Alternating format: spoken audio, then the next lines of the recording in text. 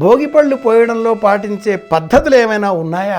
అందులో రేగుపళ్ళు, అలాగే చెరుకు ముక్కలు, శనక్కాయలు, ఇంకా ఏమైనా చిల్లర డబ్బులు, నాణాలు, నువ్వులు, బియ్యం, ఇవి కాకుండా జీడిపళ్ళు ఇంకా ఏమైనా వేస్తారా?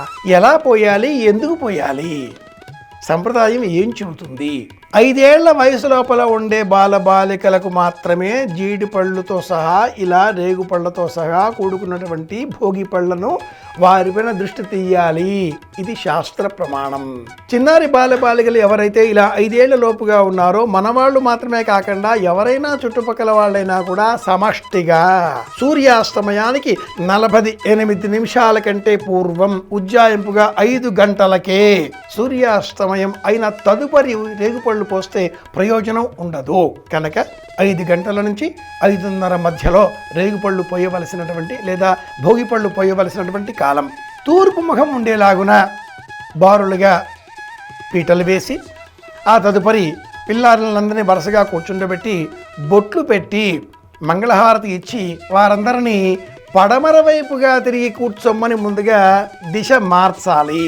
తర్వాత ఒక పెద్ద పాత్రలో బియ్యం, నువ్వులు, నవధాన్యాలు, జీడి గింజలు, శనక్కాయలు, చెరుకుగడ ముక్కలు, రేగుపళ్ళు, కజ్జికాయలు ఇలా వారి వారి ప్రాంతీయ ఆచారాలకు లోబడి అన్నింటినీ కూడా కలబోసి రోజువారీగా భోజనం చేసే నిమిత్తమే వంట కోసం ఏదైతే బియ్యం కొలిచే పాత్ర వినియోగిస్తామో బియ్యం కొలిచే పాత్రకే పసుపు కుంకుమ రాచి దారంతో చక్కగా తోరం కట్టి ఆ పాత్రతో శిరస్సు పైన భుజాలపైన పిల్లలందరికీ పడమర ముఖం ఉండేలాగా కూర్చుండబెట్టి పోయాలి.